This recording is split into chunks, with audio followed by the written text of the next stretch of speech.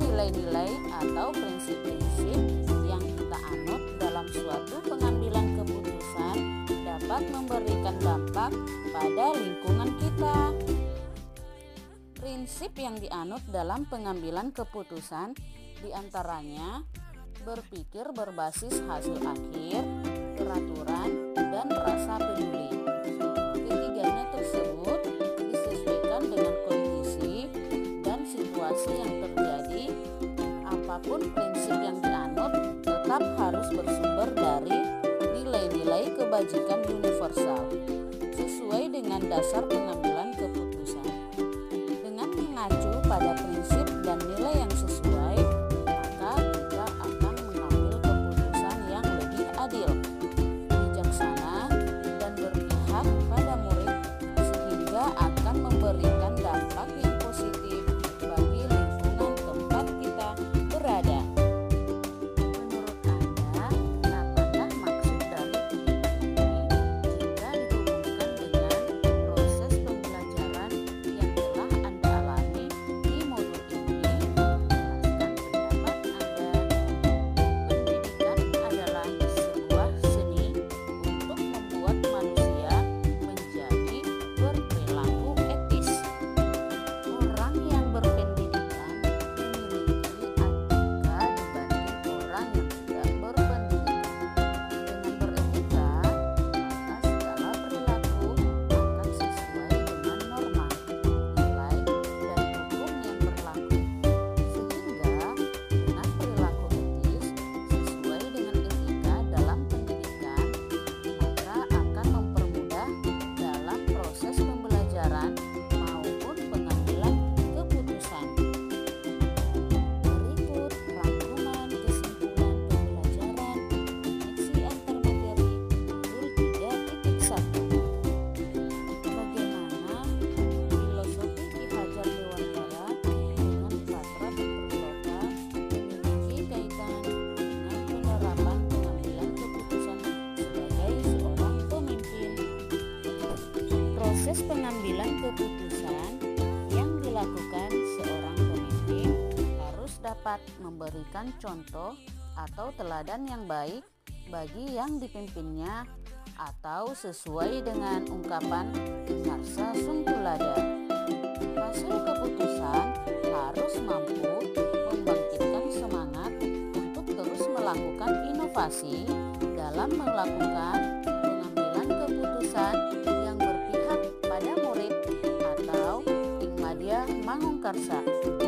Dan seorang pemimpin harus terus memberikan motivasi atau bimbingan saat melakukan proses pengambilan keputusan atau Yuri Handayani agar diperoleh hasil yang sesuai dengan apa yang diharapkan. Bagaimana nilai-nilai yang tertanam dalam diri kita berpengaruh pada prinsip-prinsip yang kita ambil dalam pengambilan suatu keputusan? Nilai-nilai yang tertanam dalam diri sebagai guru penggerak antaranya harus berpihak pada murid, kemudian mandiri, kolaboratif, dan reflektif, juga inovatif yang harus menjadi dasar dalam pengambilan keputusan. Nilai-nilai tersebut akan berpengaruh kepada prinsip pengambilan keputusan yang akan kita ambil dan disesuaikan dengan situasi yang terjadi dan pengaruhnya terhadap lingkungan. Bagaimana materi pengambilan keputusan berkaitan dengan kegiatan coaching atau bimbingan yang diberikan pendamping atau fasilitator dalam perjalanan proses pembelajaran kita, terutama dalam pengujian pengambilan keputusan yang telah kita ambil. Apakah pengambilan keputusan tersebut telah efektif? Masihkah ada pertanyaan-pertanyaan dalam diri kita atas pengambilan keputusan tersebut? Hal-hal ini tentunya bisa dibantu oleh sesi coaching yang telah dibahas pada sebelumnya.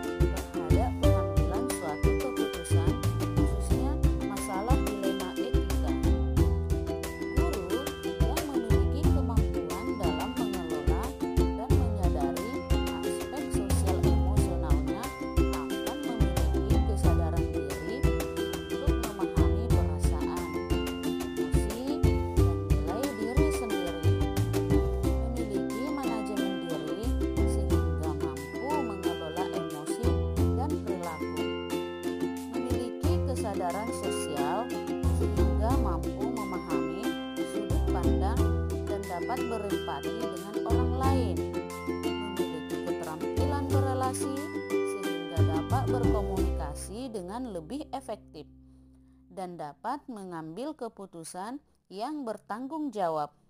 Masalah yang terkait dilema etika akan diselesaikan dengan kepala dingin dan hati yang tenang, sehingga pengambilan keputusan dapat berjalan sesuai dengan langkah yang sistematis. Bagaimana pembahasan studi kasus yang fokus pada masalah moral atau etika kembali kepada nilai-nilai yang dianut seorang pendidik. Studi kasus yang berkaitan dengan moral atau etika harus didasari dengan nilai-nilai yang dianut seorang pendidik berupa nilai-nilai kebajikan yang bersifat universal, diantaranya keadilan, keselamatan, tanggung jawab, kejujuran, rasa syukur, serta harus lurus hati. Dilema etika harus dianalisis menggunakan paradigma, prinsip, dan 9 langkah pengujian dan pengambilan keputusan dengan didasari dengan nilai-nilai kebajikan tersebut. Bagaimana pengambilan keputusan yang tepat tentunya berdampak pada terciptanya lingkungan yang positif, kondusif, aman, dan nyaman. Pengambilan keputusan yang tepat harus dilakukan dengan cara yang tepat pula, disesuaikan dengan situasi yang terjadi dengan berlandaskan nilai-nilai kebajikan universal. Saat keputusan yang diambil sudah tepat, maka akan tercipta lingkungan yang positif, kondusif, aman, dan nyaman. Tidak ada pihak yang merasa dirugikan. Semua akan mendapatkan solusi atas permasalahan yang dihadapi. Apakah tantangan-tantangan di lingkungan Anda untuk dapat menjalankan pengambilan keputusan terhadap kasus-kasus dilema etika ini? Adakah kaitannya dengan perubahan paradigma di lingkungan Anda? Tantangan yang ada di lingkungan saya antara lain masih kentalnya kebiasaan atau budaya yang selalu dilakukan secara turun-temurun. Saat mengambil keputusan, sulit untuk lepas dari kebiasaan tersebut, sehingga keputusan yang diambil menjadi tidak relevan. Perlu adanya perubahan paradigma, dan seharusnya paradigma yang sesuai adalah kebenaran lawan kesetiaan, sehingga akan menghasilkan sebuah keputusan yang dapat dipertanggungjawabkan kebenarannya. Apakah pengaruh pengambilan keputusan yang kita ambil ini dengan pelajaran yang memperkatakan bagaimana kita memutuskan pembelajaran yang tepat untuk potensi murid kita yang berbeda-beda? Pengambilan keputusan yang kita ambil harus berpihak pada murid. Dalam pembelajaran, salah satu strategi agar berpihak pada murid adalah menggunakan pembelajaran berdiferensiasi. Pembelajaran berdiferensiasi dapat memenuhi kebutuhan belajar murid sesuai dengan kesiapan belajarnya, minat, dan profil belajar murid, sehingga akan tercipta merdeka belajar sesuai dengan potensinya yang berbeda-beda. Bagaimana seorang pemimpin pembelajaran dalam mengambil keputusan dapat mempengaruhi kehidupan atau masa depan murid-muridnya? Dalam mengambil keputusan, seorang pemimpin pembelajaran harus mempertimbangkan berbagai macam kemungkinan yang terjadi, termasuk menyangkut masa depan murid. Oleh karena itu, perlu kehati-hatian dalam mengambil keputusan dengan melakukan pengujian sesuai dengan langkah-langkah yang sistematis disesuaikan dengan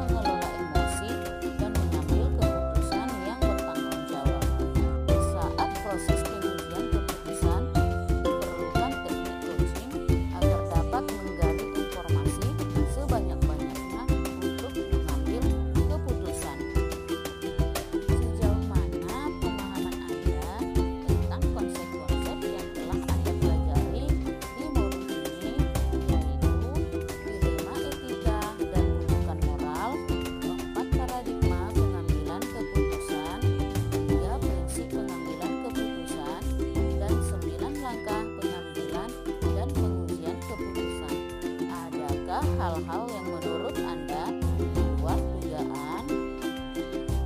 Yang pertama, perbedaan mendasar antara dilema etika dan rujukan moral dapat dilihat dari kedua pilihan kasusnya. Jika kedua pilihan sama-sama benar, maka termasuk ke dalam dilema etika. Namun, jika salah satu benar dan yang lain salah, maka termasuk ke dalam rujukan moral. Yang kedua, terdapat 4 paradigma dilema etika, antara lain individu lawan kelompok, rasa keadilan lawan rasa kasihan, kebenaran lawan kesetiaan, dan jangka pendek lawan jangka panjang. Yang ketiga, terdapat 3 prinsip dalam pengambilan keputusan, yaitu yang pertama, berpikir berbasis hasil akhir, yang kedua, berpikir berbasis peraturan, dan yang ketiga, berpikir berbasis rasa peduli. Yang keempat, 9 langkah pengambilan keputusan, diantaranya mengenali diri yang bertentangan, kemudian menentukan siapa yang terlibat, kemudian mengumpulkan fakta yang relevan, pengujian benar atau salah, pengujian paradigma benar lawan benar, kemudian melakukan prinsip resolusi, investigasi opsi trilema, membuat keputusan, lihat lagi keputusan, dan yang terakhir adalah refleksikan.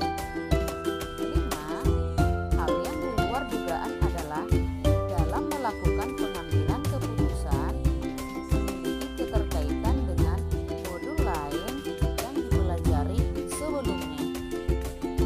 Sebelum mempelajari modul ini, apakah Anda menerapkan pengambilan keputusan sebagai pemimpin dalam situasi moral dilema? Bila mana pernah? Apa bedanya dengan apa yang Anda pelajari di modul ini?